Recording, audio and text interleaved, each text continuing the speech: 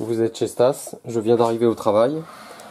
Je vais refaire un essai de cette platine Rotel CD14 qui porte le numéro de série que voici. Contrairement à hier, j'ai changé d'établi. Vous voyez que je prélève uniquement les sorties analogiques. Cette fois, ces sorties analogiques ne sont pas injectées dans mon Pioneer qui est sur l'autre établi, mais dans cette clip The Tree. L'appareil est pour l'instant à l'arrêt. Je vais le mettre en service.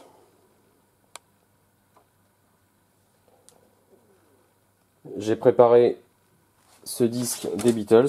J'espère que le contenu ne va pas être rejeté par YouTube si je dois poster cette vidéo.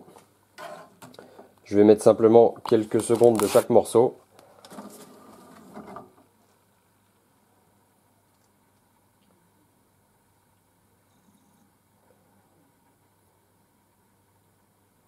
La table des matières est lue sans problème.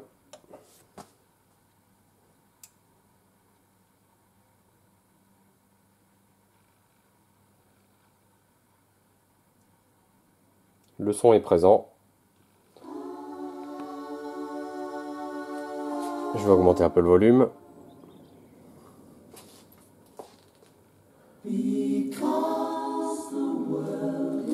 Donc je vais déconnecter les sorties audio. J'enlève la voix droite, j'enlève la voix gauche. Je remets uniquement la voix gauche.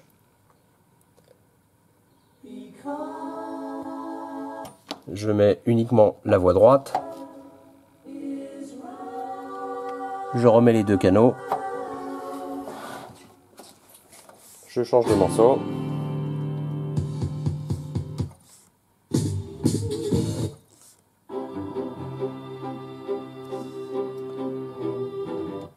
Donc même à froid, je viens d'arriver, je suis sur un autre établi, donc totalement dans d'autres conditions d'utilisation.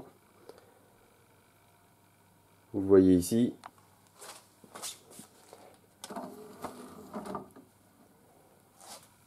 J'ai raccordé uniquement les sorties analogiques, puisque sur cet établi je n'ai pas d'ampli numérique qui me permettent de tester la sortie coax. Mais j'ai bel et bien le son sur les deux sorties analogiques au démarrage à froid. Alors ce que je vais faire, c'est que je vais laisser le disque se lire en totalité.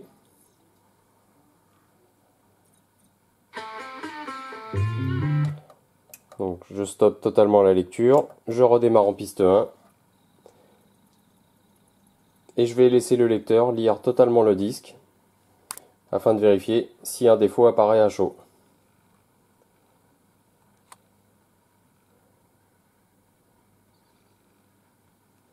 Donc sur l'intro il n'y a pratiquement pas de son, c'est tout à fait normal. Et je vous remontre une dernière fois que c'est bel et bien ce lecteur qui diffuse le signal, puisque lorsque je déconnecte les câbles, je perds totalement le son. Je remets la voix gauche, je remets la voix droite, et je laisse les deux canaux.